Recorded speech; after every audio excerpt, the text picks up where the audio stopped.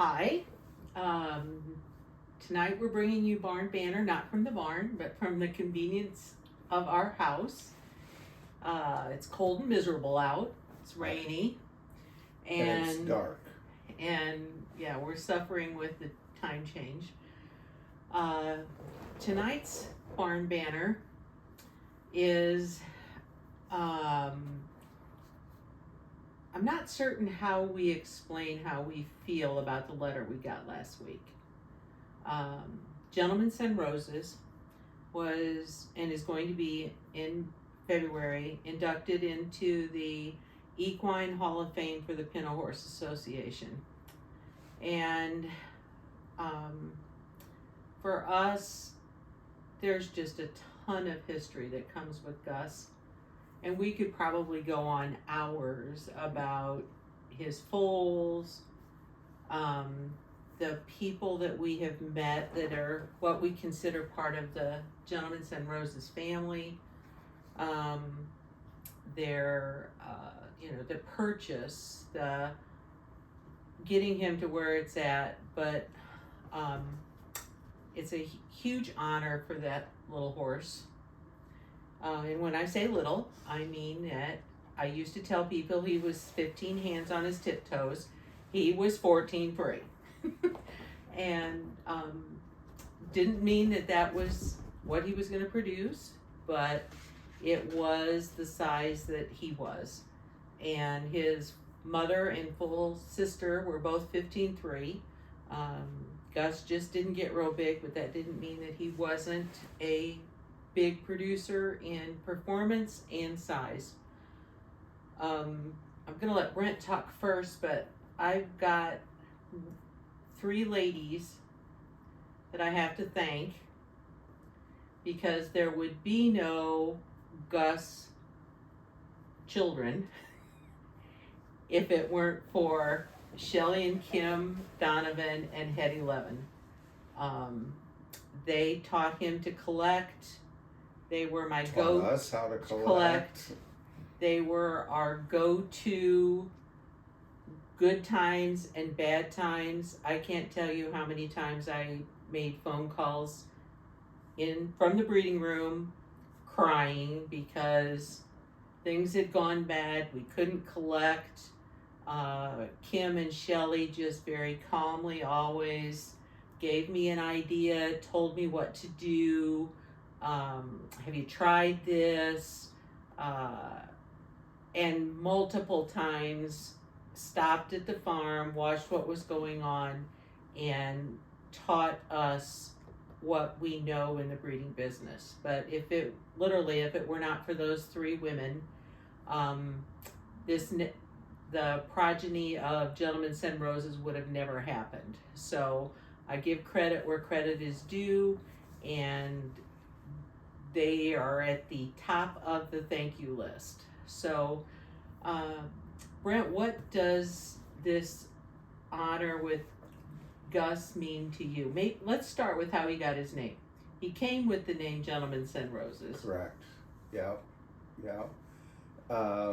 His mother was H.F. Run for the Roses, and I don't think Mrs. Lytown named him. I think Lynn Spitzer named him. Yeah, and there was, I think I can tell pretty much the whole story. As people know, I grew up breeding horses. We had our own stallion back in the 70s when we showed Palominos, late 60s and early 70s, and we showed the horses we raised, and I've always believed in a breeding program, and have been always really proud of what we've raised, and so my background comes from showing horses we raise, and we had bought a Palomino, a triple registered or quadruple registered Palomino horse in the spring, and we're contemplating, or my thought or plan was to buy quarter mares that had a propensity to produce white, and we were going to raise double registers. And in the fall, we were at the Michigan Futurity up in Berrien Springs, and there's a flyer for this little homozygous colt, weanling colt.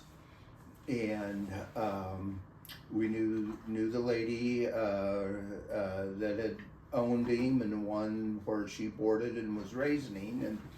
And so I went to Mrs. Lightow and pled my case. I says, I had the ad back up. The ad said taking offers. And Julie and I didn't have any money. We still don't have any money, but you know, but I was determined to buy this colt. And the year before, we had bred 7 mares and had 7 solid babies. And if we were going to be in the paint horse business and now Pinto business, we couldn't survive on solids. So you understand, this is 25 years ago now. And so I went to Mrs. Lightow and told her, I said, I would like to buy him, or interested in buying him, you know. I don't know what kind of offers you're expecting. And of course, this is at the height of, at that time it was at the height of what horses was worth, and breeding horses, and paint was exploding exponentially. I mean, it just humongous growth. And she said she had an ad coming out in the November issue of the Paint Journal, and she'd like to see what response she got for that, but she would call me before she sells him. So one night in November, first part of November, she calls and she says, I've got an offer for this horse from California that is, I'll just leave it at a significant amount. I won't share the amounts, but it was a large upper middle 5 figures. And I said, I don't think I can do that, you know. And so, but she said she'd like for him to stay in Indiana. She lives 20 miles from us, and she would like to be able to see him and stuff. And so we agreed at a price. I said, you got to give me 24 hours to put it together. And fortunately at the time we had some clients that were in a position to help us financially make the purchase and put it together really quick. And in 3 or 4 days we owned Gentlemen Send Roses. And I bought him because of his mother. His mother, I still feel even today, is probably one of the 3 best mares our breed ever had. She was absolutely an incredible mare, 11-time world or reserve world champion in multiple events, #1 all-around horse 2 times. Skipper W bred. She was known daughter of Skip Artist, and I grew up showing Skipper W horses in the Palominos and very familiar with them and always liked them. And so my thought process or decision was to buy him was based on his mother. We paid extra money for him because he was homozygous, and it worked out. And we believe, still do, that a mare is 65% of the baby. Or more. Yes, you know, the stallion can contribute, but whatever that mare is what that baby's going to be. Yeah. And before Brent, when my sister Joni was still showing youth, Joni and I watched Bob Shear show roses as a 3-year-old, multiple places here in the Midwest. You just drooled when you watched her go. She was just ahead of her time. I have to believe even in today's world, if she got to show, she'd still be a great one. And then as Brent and I evolved, we watched Jennifer Lightow show her And then we watched Megan Elliott show her, and the heart and kindness and talent in that mare just came through every single ride. And even when she was 18 or 20 years old, I mean, she was, when Megan had her, she was an older mare. Mm-hmm. Yeah. And yeah. You know, to go back to the times that Joni and I watched Bob ride her at, I think it was Argus, Indiana, in that little outdoor pen. Never thought that we would have A, owned one of her sons, and B, that he would have been such a contributor to the Tobiano show horses in the country. He, for, I can't tell you the exact number of years, but for probably over 15 years, Gus was anywhere from number 4 to number 6 leading sire in paint, both on the halter horses and the riders. We just got done watching Color Breed Congress, and one of his sons just won the performance geldings. One of his sons right now is leading the performance geldings and the open geldings in Pinto. One of his daughters is leading the open mares and amateur mares and color in Pinto. He didn't just make riders. His babies were conformationally correct, strong-boned, and incredibly pretty. People, it's amazing that people, when they would get a Gentleman Send Roses, and the family that we have accumulated through breeding him is just amazing. And they'll check in at horse shows, and they'll be, you know, somebody came up to him and looked at him and said, "Is that a Gentleman Send Roses?" The expressive face and neck that he put on all his foals was a trademark. I mean, a true stamp of, you could tell whether or not that was a Gentleman Send Roses Toby. And the other thing that I find when people I would tell people, you don't understand what it's like to own a Gus until you have one. And the number of people that would come back after that baby was born, and 2 or 3 weeks, 2 or 3 months, they could not believe how friendly and people, they were almost pocket pets. You couldn't go out to the pasture and get a good far away picture of them, because the minute they saw you in the pasture, they were coming up to you to get scratches and loving and rubs. You know, you could get a ton of selfies, but you couldn't get many profiles.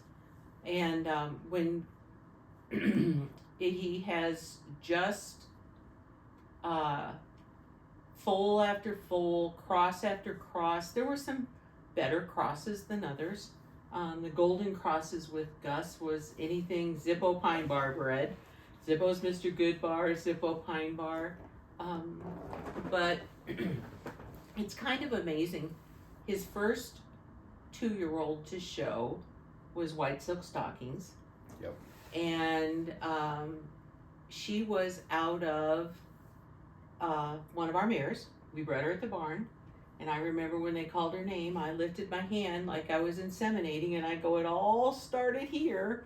I remember that particular moment with Julie Rux like it was yesterday, watching her win. She had lost to Wade Spell, but and then that mare went on to be another amateur and youth horse for Julie's client.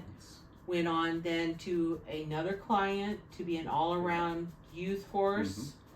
And she ended up at the Mowers in Iowa. And I think we just lost Lucy a year ago, maybe. Probably a year, maybe a year and a half ago. And they have 23. And they have bred her. George Maurer showed her, and he loved that mare.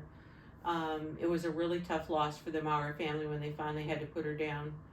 But he loved that mare. And ironically, she has been a great producer herself. I just watched two of her daughters today go second and third in the performance mares at the Colored Breed Congress. Yeah. So, you know, the fact that Gus produced one of our better broodmares is a daughter of hers. Yes. Yep. We have a daughter of Lucy at home by Certain Potential. And the fact that what the genes that he's passed on is, we have several Gentleman Send Roses mares. Other people have them tucked in their Group of broodmares. Correct. Yeah. And what he produced is continuing to go on down the line. And, you know, the strength of what those brood mares are putting in their babies is truly a indication of the genes and the talent and what Gus really left to this industry. And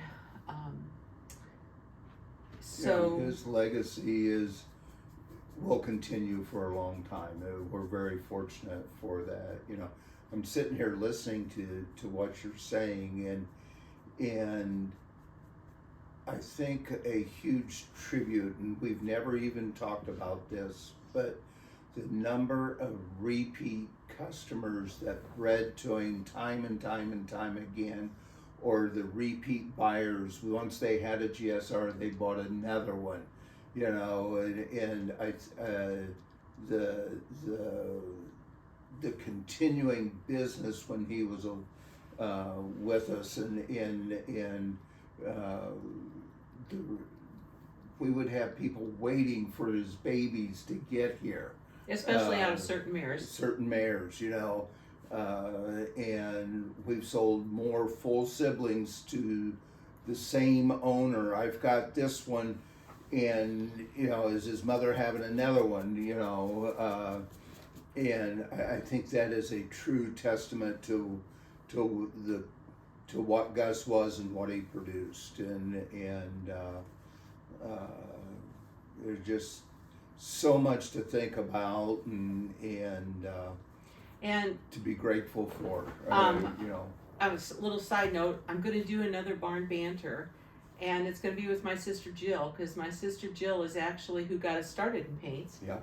And our very first paint mare was Indian's Image, and White Silk Stockings is her great granddaughter. Okay. And so not only is that a great cross with Gentleman Send Roses, but it was particularly an honor to the fact that somehow, with a little luck and that little mare that started us in the paint breeding business, how she has driven the path of many of the mares that we keep in our breeding program. I was going to say, we've got 3 or 4 that are direct descendants of the... We'll let you hear all about Indian's Image in another episode. But there were multiple times, you know, if we go to the inspection area at the Pinto World Show. ID station. Yeah. And they would say, you know, by far... I mean, Zippo Sensation was a great producer. All Time Fancy is a great producer. But the number of Gentlemen Send Roses that they checked in year after year after year at the ID station was huge. They said by far it was the biggest number of any given sire that they would check in year after year. And Stone made a model of him. Yeah. And, you can see it. It's up in my shelf right up there. They came to the house and took pictures of him and did replica of him. you're never really prepared for when you're going to lose them. It was a tough loss. He's been gone a year and a half. Well, September, September was 2 years. 2 years? Mm-hmm. Wow. And, the effect that he had, our veterinarian took very good care of him. The last veterinarian, we've had multiple veterinarians who kept him going. The reason he didn't show is because he had a bone chip in his right ankle. And, today, probably through surgery, that could have been taken out, but years ago, that was not an option. And Riddle told me that be glad I've got a breeding horse. He was a yearling. I said, be glad I got a breeding horse instead of a gelding. And little did we know at that time, it's that he was a breeding horse. And so, we didn't get to show him. And I'm going to go right back to the girls from BSB, that they're the ones that said, and their motto was, the proof is in the kids. And it really didn't make any difference what show record he had if he isn't going to be a producer. And, his first 2-year-old to go out put him in the playbook, and it just continued to grow and grow and grow. And we had someone ask us a couple months ago, if 1,000 points on a Gentleman Send Roses was a lot. And initially I kind of thought, well, maybe it was. And then so I sat down to start to do research, and I was just amazed at the number of points that some of these individuals have racked up. One of them was my sister Joni with He Only Sends Roses. She had him for a year, and she had almost 2,500 points in a year with him. Was the number 1 amateur. Send Roses, please. Yep. And he's Fiona Martz's horse. Right. There was 1 year that Gus was the high point in paint, was the high point amateur Western Pleasure horse, and another one of his sons was the High Point Hunter under saddle horse. Yep.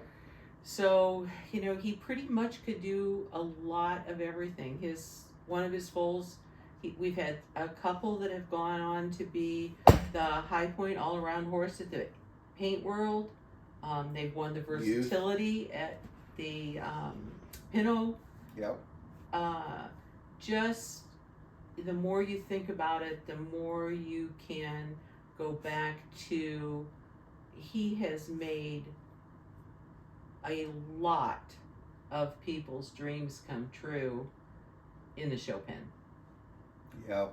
It certainly was a horse of a lifetime that we were fortunate enough to own and breed, and watching be successful. And but go back to it all happened before us, and this is how we kind of started the conversation about the mare. You got to thank Helms Farms, Marcia Helms, for raising HF Run for the Roses, and back to Wieskamp, for raising Skip Artist, and Marcia buying Skip Artist, and made him what he was, a leading sire of paint, back in the day. And it's just not Gentlemen Send Roses. There's 3 or 4 generations of legacy that just keeps going. And this is another barn banner we've talked about maybe doing, is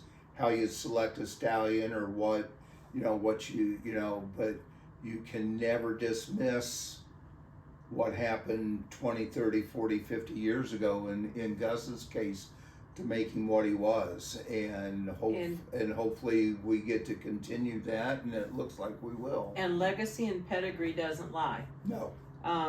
We've kept a son of his, absolutely a gentleman. We've acquired another son. No. Oh, no, that's a grandson. Yep. Of his, who's out of a Zippo Pine Check mare that we're really excited about. He's just a weanling. watch for him as we're going to bring him around.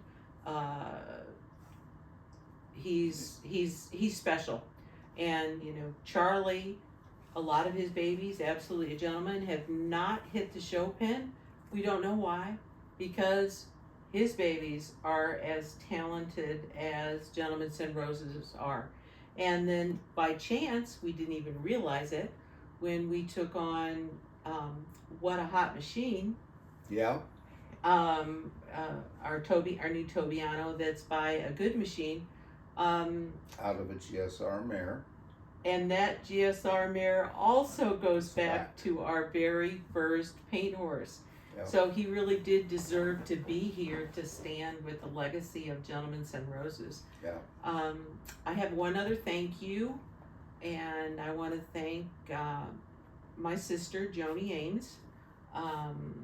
She took the time and gathered, and I don't even know, she's not told me. I know that several of our Gus clients sent in testimonials to for the application to belong to the Pinto Horse Equine Hall of Fame, and to those that helped her in that little journey, we will be forever grateful. But mostly we're just grateful that the association has taken the time to recognize his contribution to the Tobiano show horses that he has produced.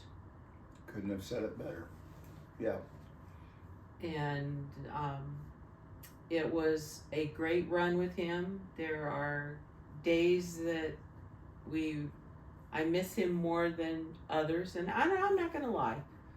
It was a tough couple months going to the barn without Gus being. He always had the same stall, and 23 years. And it just was tough with him not being in there. There just was a presence that came with knowing Gus was in that back stall, and you opened up the door in the spring, and Gus got to watch all his brood mares out in the pen with his babies. He got to watch Brent train the other horses in the back arena. He was basically the eyes of our farm, and kept watch over it. And there are many people that we could thank, but the list would just be ginormous. And but we know that are indebted to a lot of people that helped make Gus as famous as he is. And I think that's it, unless you have anything else. I mean, like I said, we could go down the list of all the horses. As we're going to head to the people that believed in him when he was nobody, and showed his babies and put him where he was at, and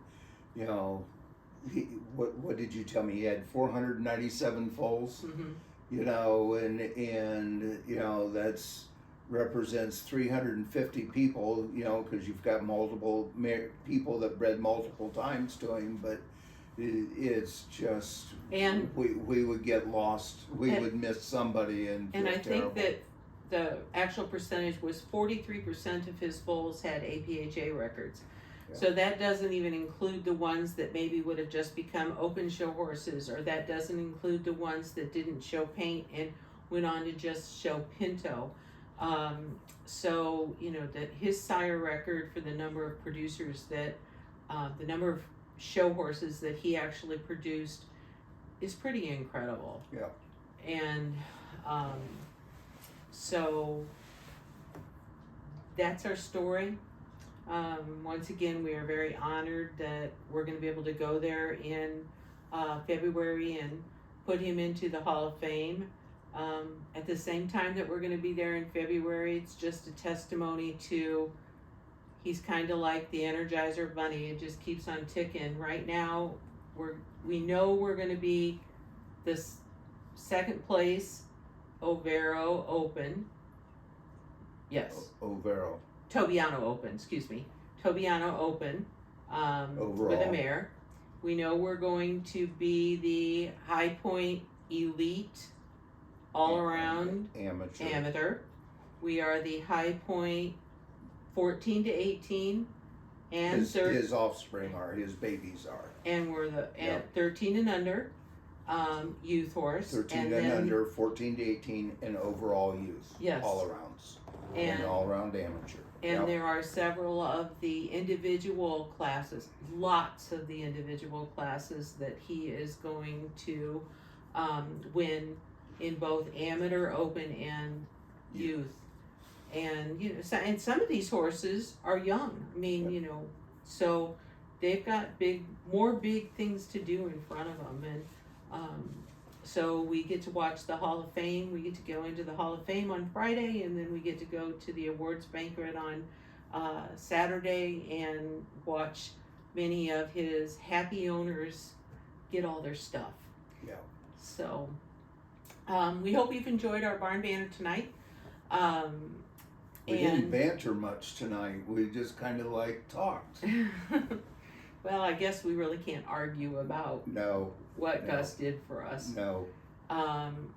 But Brent neglected to say when he talked about buying him, I was out of town and he called and told me what he did. So, not an unusual circumstance for Brent, but. And I repeated that same thing a few years later when we bought Invited back. So, but we hope you've enjoyed it. And we hope you will follow us on YouTube, like us. We've got much more barn banners that we're going to do now that show season has slowed down and we're able to have some time in the evenings that we don't look like we've been beat up and worked all day. Worked hard all day and gotten hot and sweaty. So we appreciate all of you, and thanks, and have a good evening. Thank you very much. Have a great one.